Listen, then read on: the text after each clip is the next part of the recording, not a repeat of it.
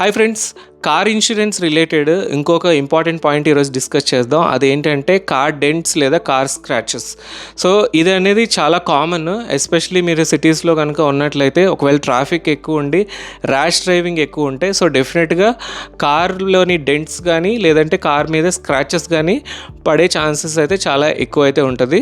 So దీని రిలేటెడ్గా చాలామంది అడుగుతూ ఉంటారు, ఒకవేళ కార్లో డెంట్ పడినా లేదంటే కార్ మీద స్క్రాచెస్ పడినా అది మీ ఇన్సూరెన్స్ క్లెయిమ్ చేసుకోవాలా లేదా? ఎందుకంటే మీరు షోరూమ్కి వెళ్ళినప్పుడు డెఫినెట్గా వాళ్ళు కొటేషన్ అయితే ఇస్తారు. కొటేషన్ ఇచ్చినప్పుడు మీకు అనిపిస్తుంది చాలా కాస్ట్ ఎక్కువ, సో దీనికి మనం అంత వాల్యూ పెట్టాలా లేదా ఇన్సూరెన్స్ క్లెయిమ్కి వెళ్ళాలా లేదా?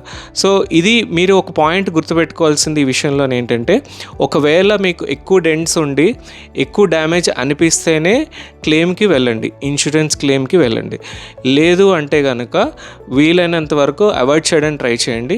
ఎందుకంటే ఎక్స్టర్నల్ బాడీ పార్ట్స్ అనేది నార్మల్గా స్క్రాచెస్ అవ్వడం, డెంట్స్ పడడం అనేది చాలా కామన్ మన ఎటువంటి సిటీస్లో చూసుకున్నా సరే.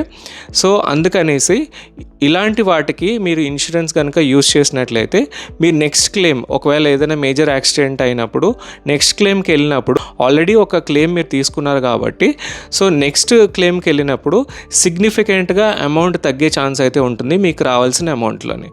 సో డెఫినెట్గా ఈ వీడియో మీకు యూస్ఫుల్ అయింది అనుకుంటున్నాను. నెక్స్ట్ వీడియోలో ఇంకో ఇంపార్టెంట్ పాయింట్ అయితే కవర్ చేస్తాను. Thank you for watching this video.